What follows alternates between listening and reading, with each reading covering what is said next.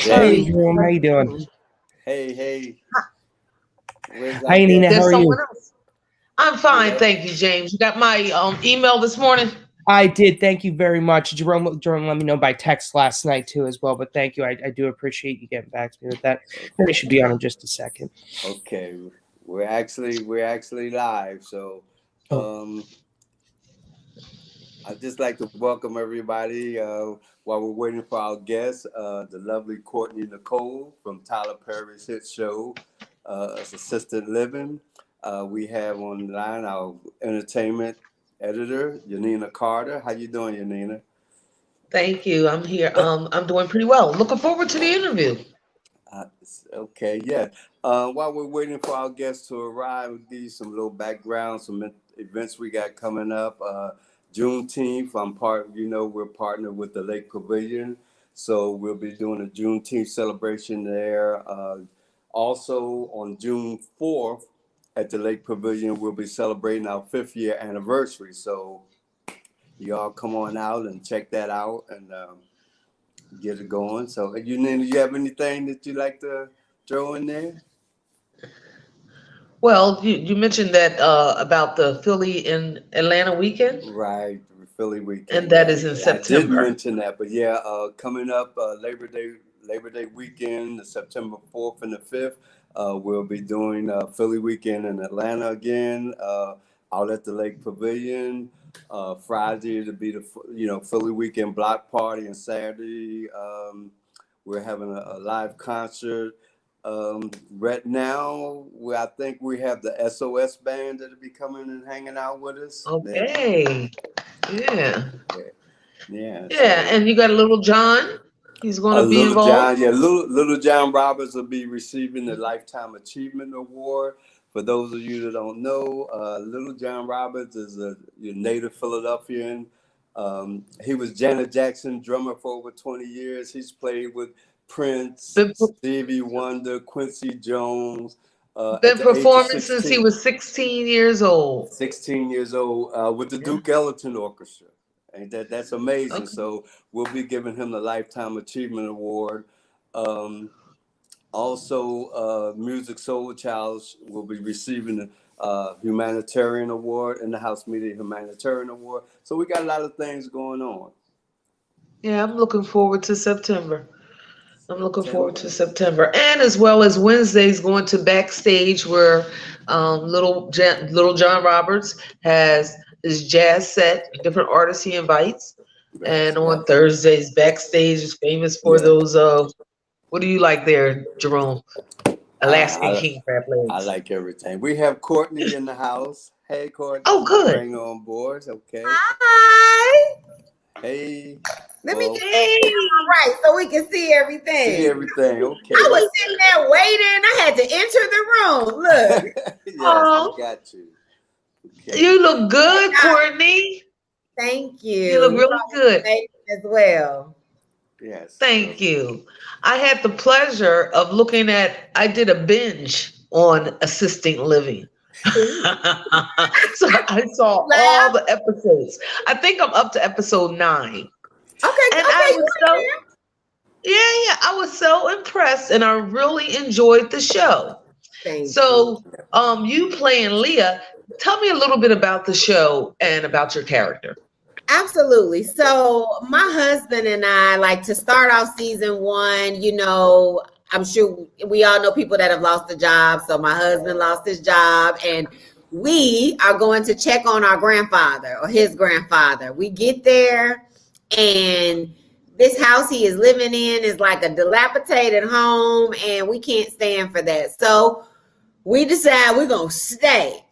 Now, and then Cora and Mr. Brown, Tamala and David Mann come in, who are angels, right, in real life, but they are also angels to us on this show because they come in and they find the value in the assisted living home and decide they want to invest, which helps us just figure this whole situation out. So that's what it's about. It's about this multi-generational family, I would say, just making it happen. So, And there's a multitude of different, the variety of different characters on the show, and it's a lot. It's very funny. What's it like working on the set? And I was wondering, is some of that stuff ad-libbed, or is it all in the script? So you want the tea? Listen, okay.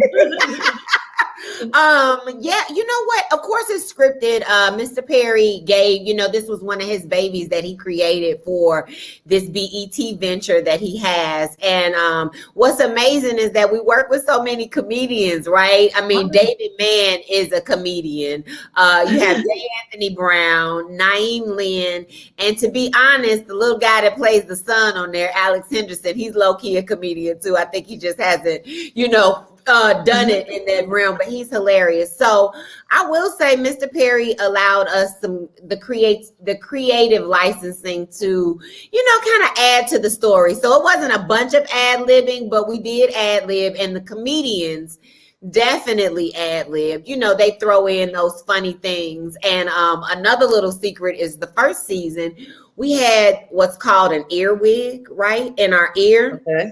Uh-huh. Oh, what happened?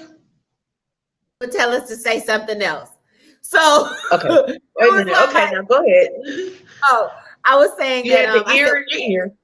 Mm-hmm. And so we might say a line, but Mr. Perry would come back and say, "Oh, add this to it or add that to it." So he was doing a lot of ad-libbing as well, right? And I just think he knows his audience. I think that's the one beautiful thing. He knows his audience, and him and Tamala and David have been working together for years. So it was like magic. It was sweet seeing the Browns come in. When the Browns came in, I was like, okay, this is going to add another different flavor to the show. But what are some of the topics that you deal with? Because there's a lot of different topics. What are some of the topics they deal with on the show? Definitely. You know what? What are some things that we deal with? We deal with parenting, right? Like this new age parenting. I feel like that's something that's, definitely pretty obvious when you watch the show. This not whooping your kids, not punishing them. We deal with being able to relate to the older audience, right? Like I grew up with my grandfather in my home. So I know what it's like to have my mama and then my granddaddy, my daddy and my granddaddy. And I think that adds another element as well. There's that African proverb that it takes a village. And, because of the society and how society has evolved, we've kind of come away from that a little bit. But I think this show allows us to see that still. It allows us to still have those moments with family. So, and then seasons 2 and 3, because we got picked up for 2 more seasons. I know, good. And they're airing May 25th, right? Isn't it going to air this weekend? Mm-hmm. Okay. And one beautiful thing about that is that, Mr. Perry talked a lot about how he used to have a writer's room and then he stopped and now he was doing his own thing. So one thing that he has been able to do lately is to bring those writers back in the room. So season 2 was written by a group of dynamic writers. He's like, Mr. Perry is like, I set it up for y'all. Y'all go ahead and do it. So we have so the writing for season 2 and 3 will be a little different as well. There'll be more independent episodes instead of continuous days. And we do get to address things like Black Lives Matter. We do get to address things like, the husband and wife dynamics of, moving into another home. What's it like being in a relationship that's 20 years in? How do you keep the love and still find that?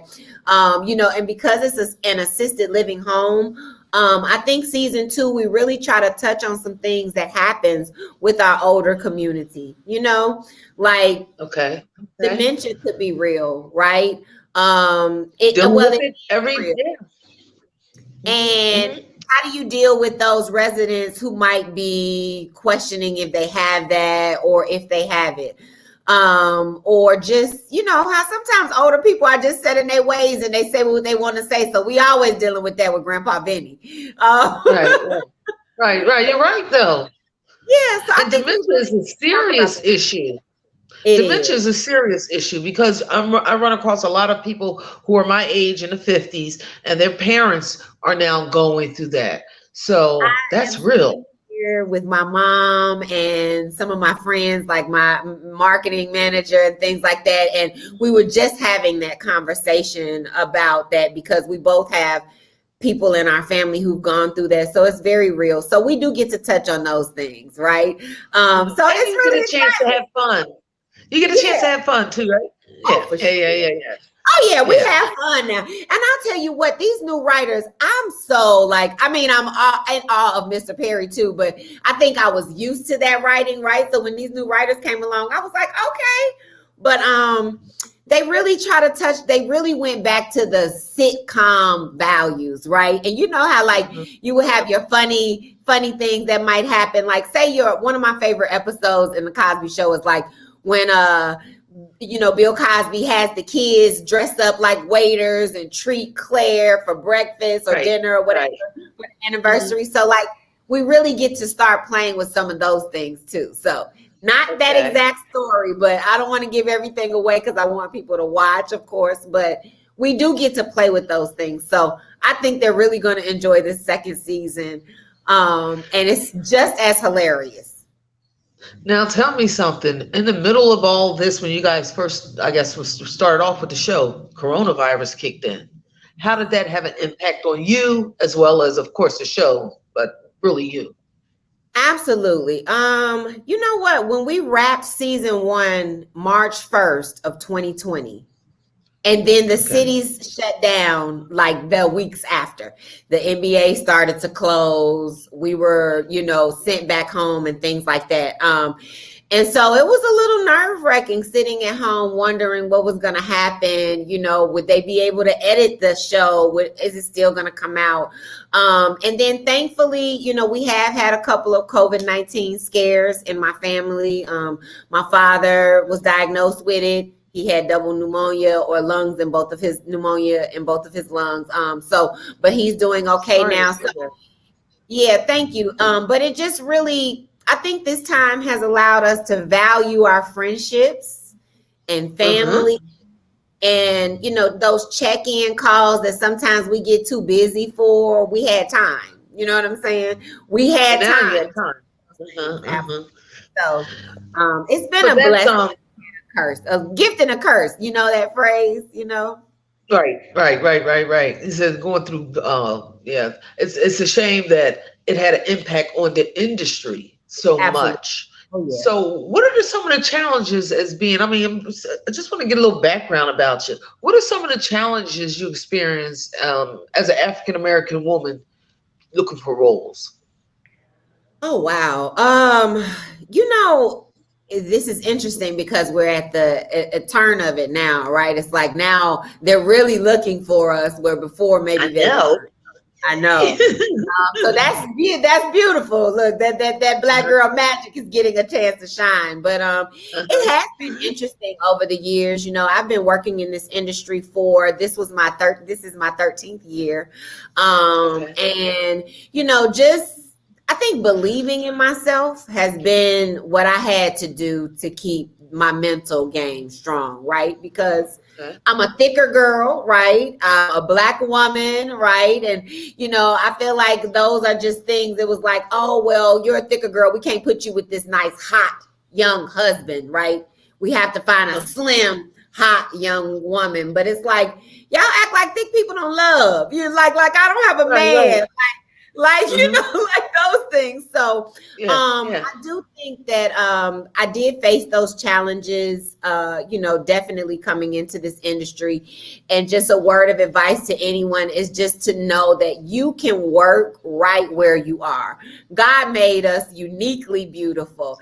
And that thing about you is what is also going to be your shine.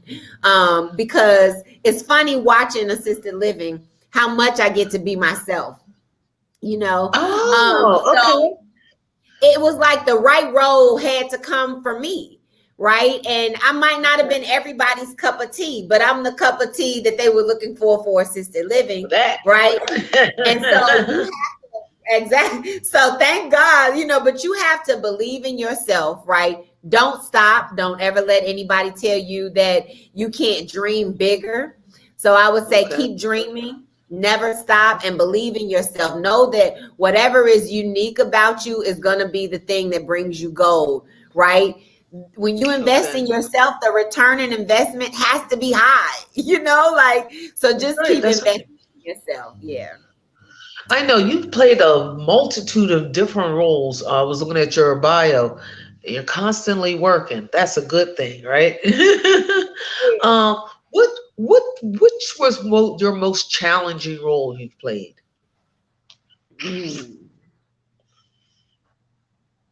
Stumped you there, huh? That's a good one. I played Rose in a version of Fences, and that role was very challenging emotionally.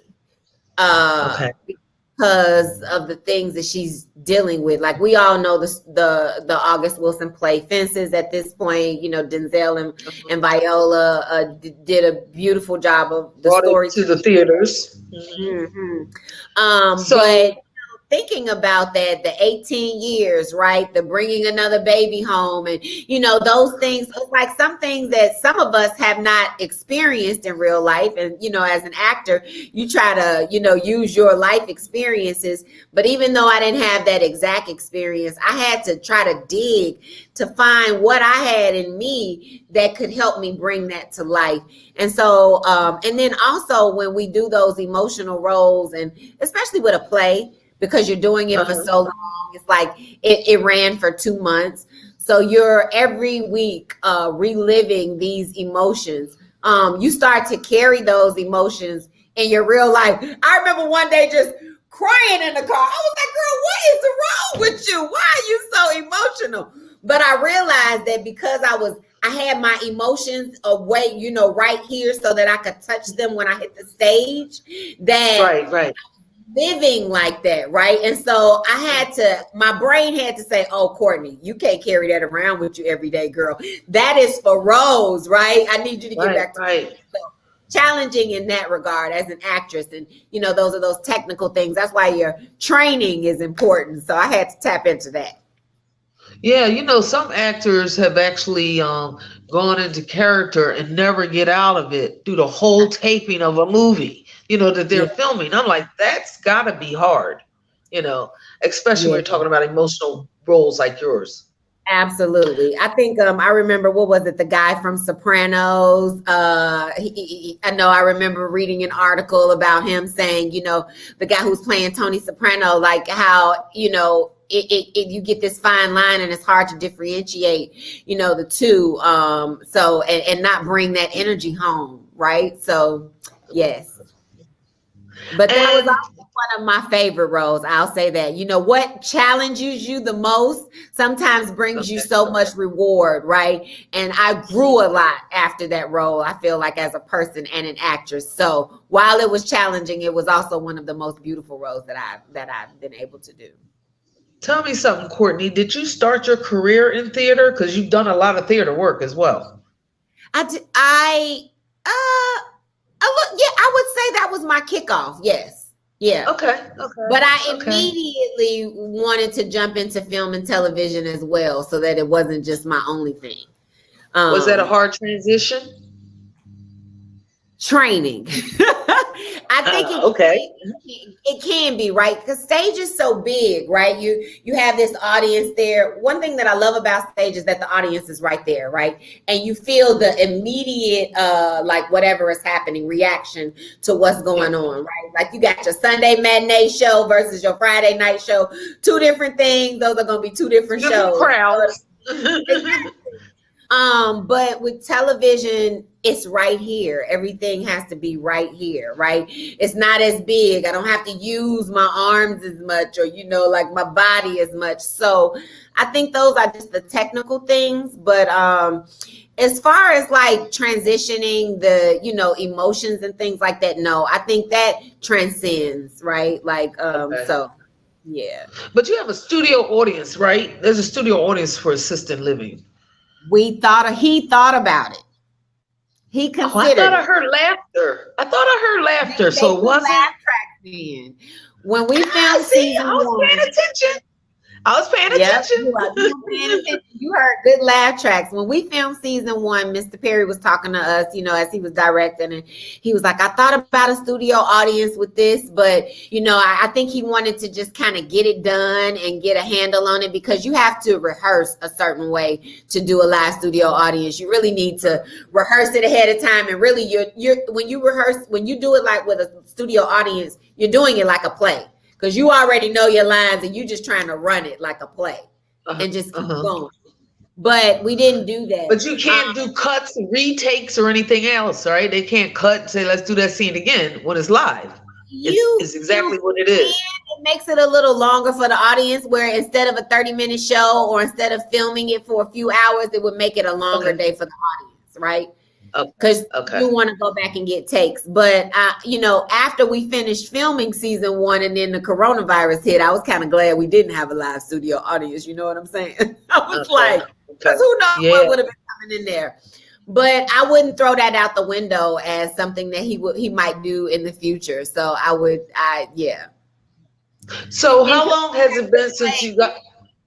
I want to say that as an actress, doing plays and things first, I think, is a great foundation for actors, right? Because of the rehearsal time that you have to put in and the storytelling that it takes. So anybody, if there are any actors out there, that haven't tried stage, up and coming, I would suggest trying to play. Yeah. But yes. Yeah. That's a good way to get your feet wet and get in the water, right? Absolutely. Yes. Yeah. So tell me, what was it like growing up? You're from Chicago. I thought I was going to say Chicago. I didn't want to say the wrong thing. Did you know when you was a little girl in Chicago that you was going to end up being an actress like you are?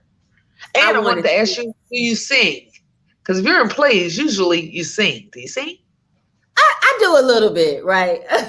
I'm no Patti LaBelle or no Whitney Houston, but I can get you a song if I had to. Okay. Yeah, don't put me with Tamala now, okay? Because I'm gonna let her sing. If that's the case. Oh, I know. She's a blower. She can really do her thing. But what was it like to be a child, Courtney? You know what? I think when I was little, I used to say, because you don't know how to verbalize everything. I used to tell my mom, I want to be a star. Right? I wanted to act, model, sing, dance. I wanted to do it all. And she did get me into, things, when I was younger. Like I took ballet for a little while. And there's a theater in Chicago called the ETA Theater. And every summer we were pretty much there. And that's when I did my first play. That's when I had a taste of learning my lines and performing, and I was like, oh, I want this. It's in my blood. It's in my DNA. I smelled the blood in the water. I was like a shark. I was like, I gotta have this. So yeah, and she tried to, accommodate me as much as possible growing up. So that was beautiful. Yeah. But okay, so that's when you started off young. So were you in plays in high school? Or did you go to college? Or any of that, did you perform in college? So, I mean, when you had that heart and drive, I would assume that you just carried this all the way to your first audition for something that got you big. And I want to know what that was. Go ahead. That I didn't. I did not. No? I did like most people do, or like, I won't say most, like some people do. And I thought, well, you know how they tell boys everybody can't be in the NBA or the NFL, like it's just not enough, you can't make it, try to do something else. For a period of my life, I actually subscribed to that, unfortunately. And I was like, okay, Courtney, maybe you can't be a star. That's going to be too hard.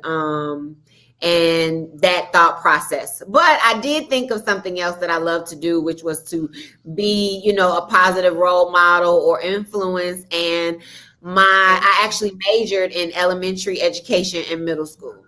So I had an 8th grade teacher who used to take me to speech competitions and things like that, like on Saturdays when we were out of school. And she was just amazing. So when I thought about something else that I wanted to do, I thought about her. Her name is Miss Palm. And I said, Okay. I want to do what Miss Palm did for me for other people, right? Okay. And Okay. I went into education. Now, while I was focusing on education, of course, I still, like, if you look at my transcripts from college, I still took a journalism class. I was able to slide that in.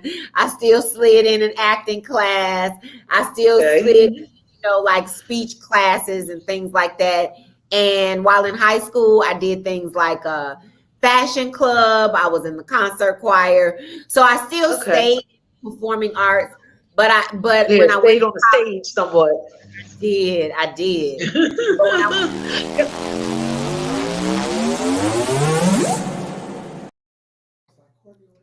Come on, commercial. I had to ask one more question. Who was your inspiration, female, as far as that you admired to become an actress? My mama always reminded me of Roberta Flack, who was a teacher and went after her singing career. Okay, I did not know that. To myself, if she can do it, so can I. So thank you. All right, Courtney. Thank you. Assisted Living is starting up May 25th. Make sure everybody tunes in, because I will. 9:30 Tuesday nights on BET. Thank you. Thank you have a blessed day. All right. Beautiful. Thank you so much. Thank